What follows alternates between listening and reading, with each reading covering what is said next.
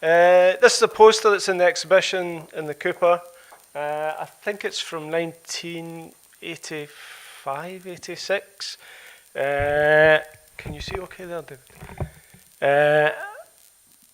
And I was a lucky second year student at the Glasgow School of Art who spent a week building instruments and 2 nights performing live with Gamelan Ensemble in Glasgow on Friday the 14th and Saturday the 15th of March.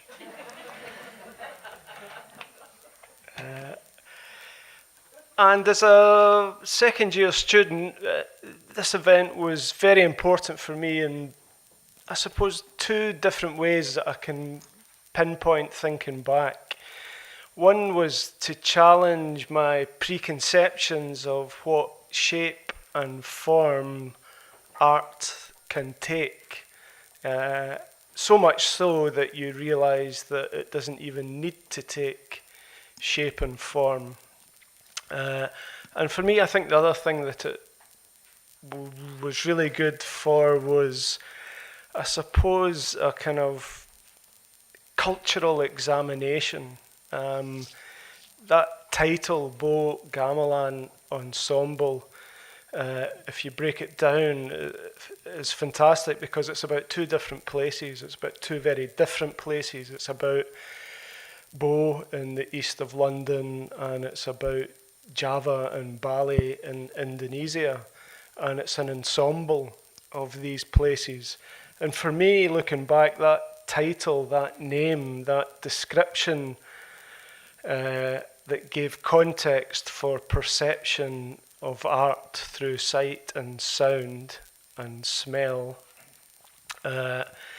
is a really great example of what the Jamaican-born cultural historian Stuart Hall talks about when he talks about cultural roots.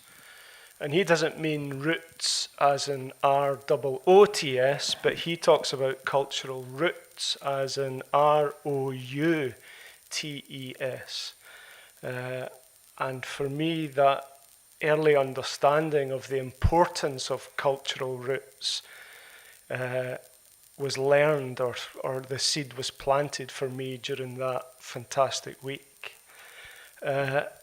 And I'll just try and talk about why these 2 things are important. That realization of the forms or the possibilities that art can take, and that awareness of cultural roots. Because I grew up with an idle curiosity, if you like. And I suppose what my idle curiosity was around was my cultural heritage that I was taught at school, which was around this great person of noise, the poet Robert Burns. My secondary school was behind those trees to the right. And I lived in a town called Irvine and went to school in Irvine. And Robert Burns had lived and worked in Irvine for a period of time. And at school, every January, you had to learn off by heart a Robert Burns song or poem. And the lyrics were difficult and I couldn't understand them, and the rhythms were jarring and didn't flow great. So you kind of learn something that you didn't know, but yet formally you were taught that that was your cultural heritage. And my idle curiosity was around what I was learning informally, if you like, away from education. Because I caught the tail end of the punk movement and I was going to see punk bands, and with the punk came Jamaican reggae. And so you had great collisions or coming togethers of cultures, if you like. So this great picture that's got members of the Clash and members of the Sex Pistols and members of Steel Pulse together, protesting at the kind of Rock Against Racism times about Black and White Unite, about the importance for sounds for integration, and the great banner in the middle that just says, "You've got to deal with it." And another curiosity at that time was my favourite poet wasn't Robert Burns. my favourite poet was this man, a man called Linton Kwesi Johnson, a dub poet living in London, a son from the Windrush generation. And that stayed an idle curiosity with me until the year 2000, and I had a chance to research for an art project, and I thought maybe as part of this project I could maybe try and examine this idle curiosity a bit more. And I made this discovery that Robert Burns had booked 3 passages to go and live and work in Jamaica. He had booked a passage on the Nancy, which is that ship there, which was sailing from Greenock, I think July 1786. He was told by the merchants that he had booked with, what did you book that ship for? It's going to the west coast of Jamaica. You're going to be working with us on the east coast of Jamaica. If you survive the sea voyage, you'll die crossing the land. So he cancelled that sailing and booked another sailing on the Belle, also going from from Greenock to Jamaica, but this time to Kingston, which was closer to where the plantation would be, where Burns would be working. At that time, lots of people from Britain were taking these indentured voyages to live in the West Indies and work in the West Indies. And Burns thought it was a great shame that when you left the community that had shaped and formed you, they would think of you as dead and gone, because very few indentured people could afford to come back. So he self-published a book of his songs and poems in Kilmarnock, and then heard a rumour that a printer in Edinburgh wanted to republish his songs and poems. So he decided to cancel the sailing from Greenock again and go to Edinburgh to see if this rumour about the printer reprinting his book of songs and poems was true.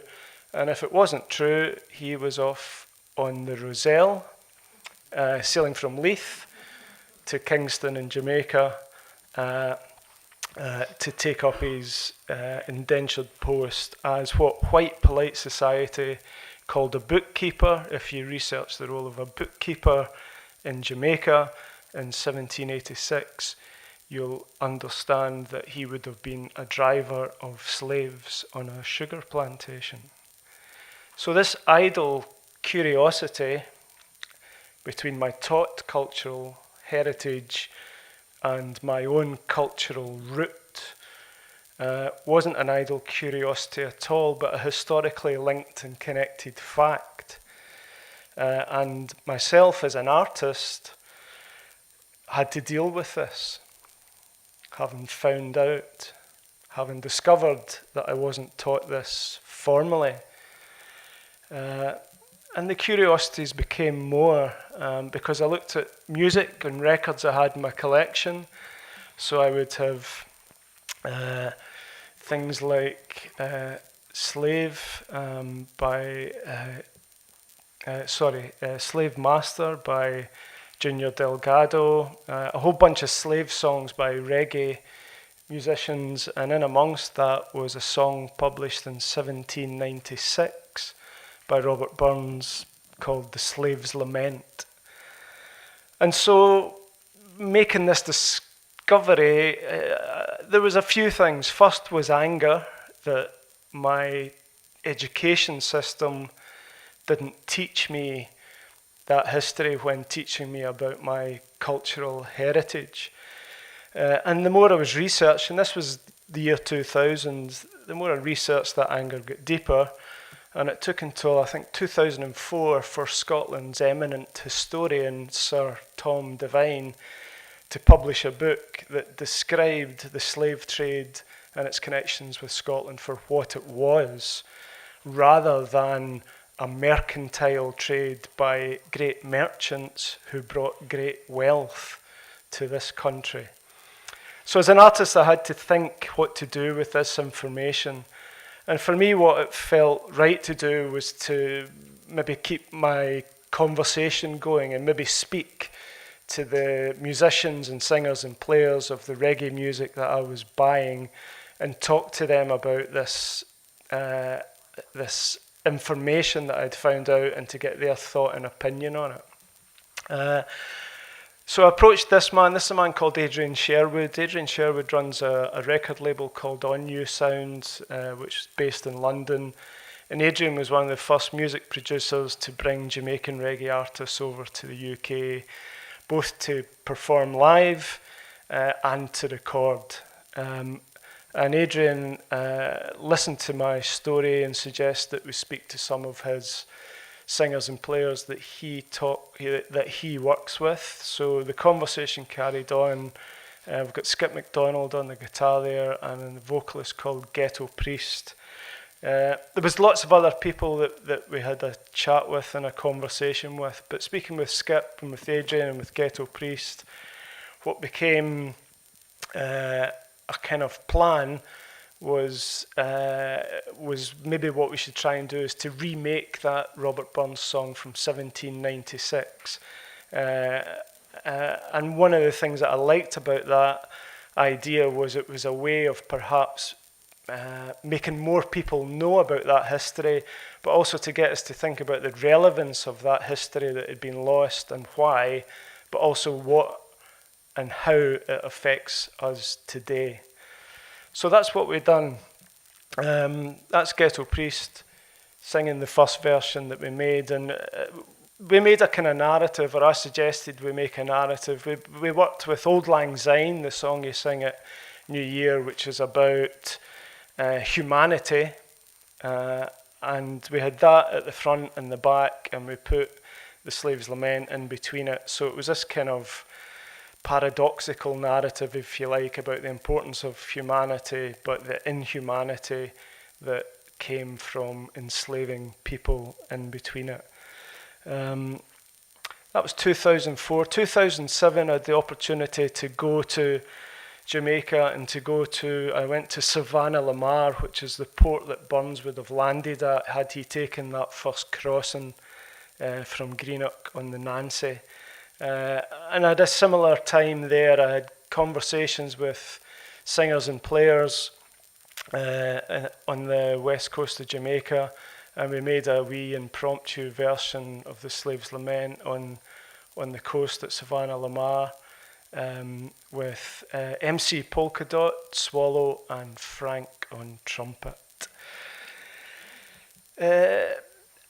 And I suppose the thing that's interesting as an artist, you kind of work through conversation, you work through collaboration, and then sometimes you get a chance to have a think about what you're doing for yourself. And I think that's what I was doing with the Slave's Lament each time I was working on it. And this brings us up to about 2014. So 14 years on from that kind of starting point.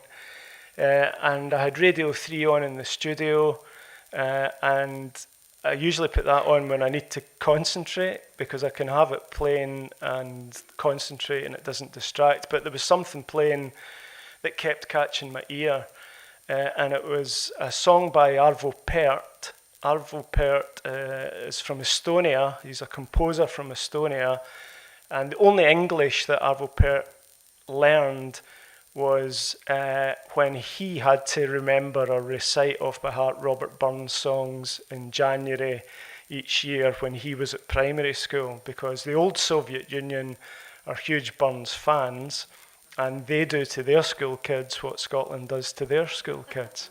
So that was the only English that he knew, and it was a Robert Burns song or poem called My Heart's in the Highlands.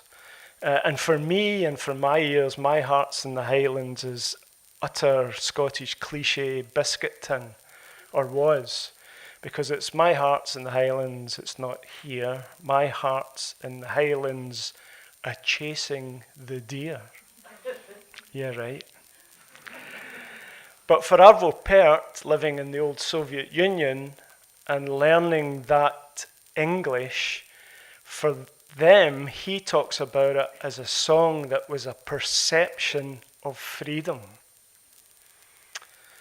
And the composition I was hearing on Radio 3 was Arvo Pärt's composition the sonic that he had created for these lyrics, and for how he perceived and for how he understood those lyrics.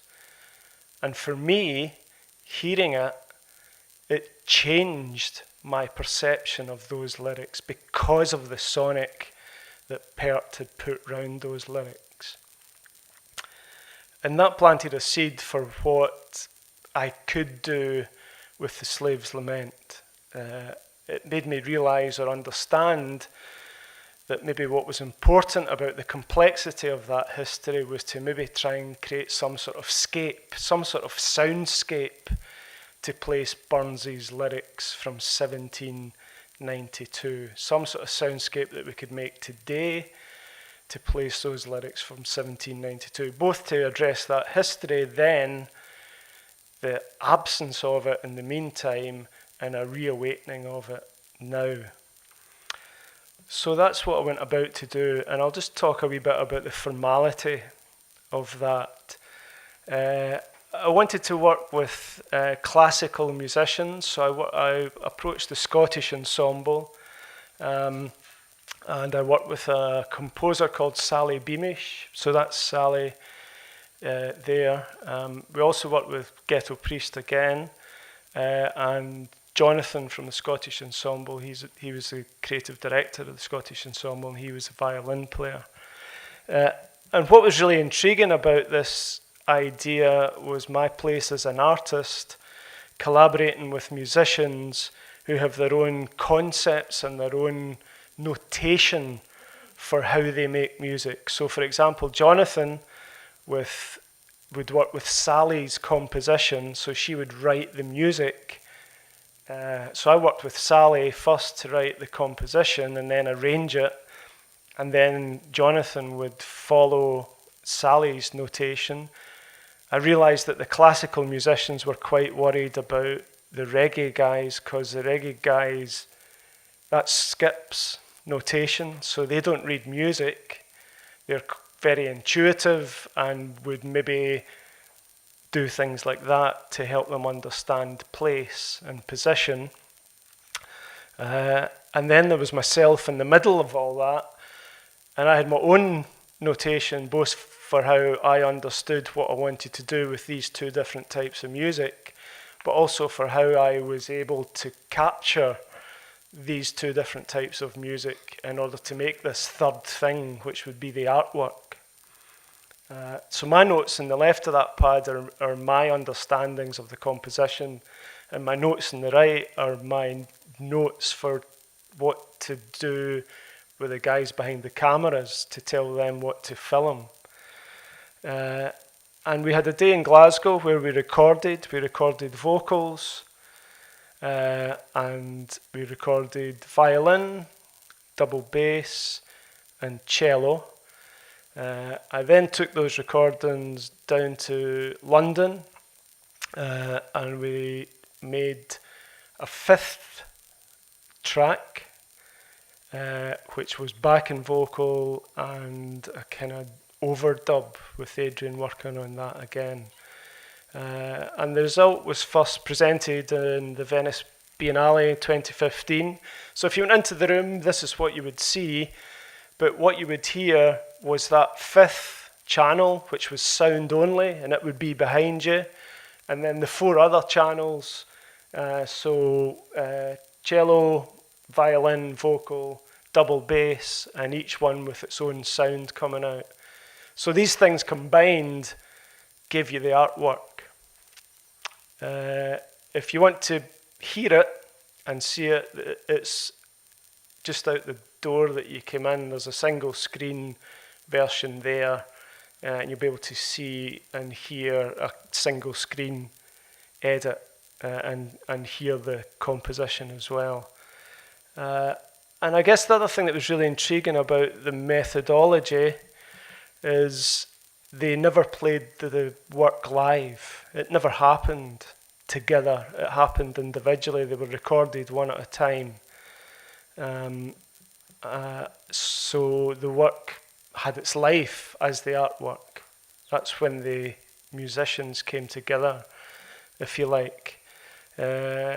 And then in 2017, just last year, we were invited, well, I was exhibiting The Slave's Lament at the National Portrait Gallery in Scotland, and we had a great bit of serendipity where the curator said it would be great if we could have the live performance of it.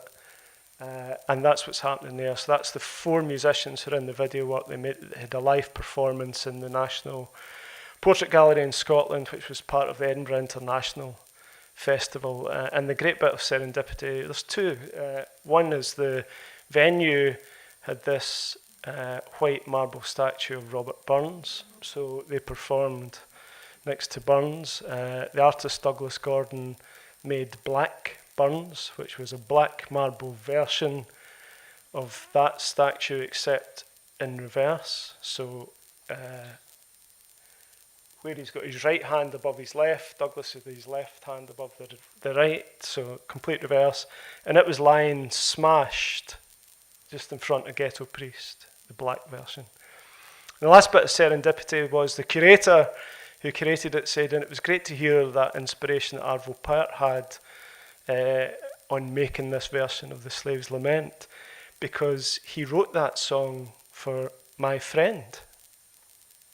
And I thought, And she said, yeah, he wrote it as a 50th birthday present for my friend. And I thought, maybe she's got this wrong. I said, who's your friend? And he said, my friend's David James, the man who sings it. And I've asked him if he would perform it live with us. And he did. So, Paul and Anne, thank you very much.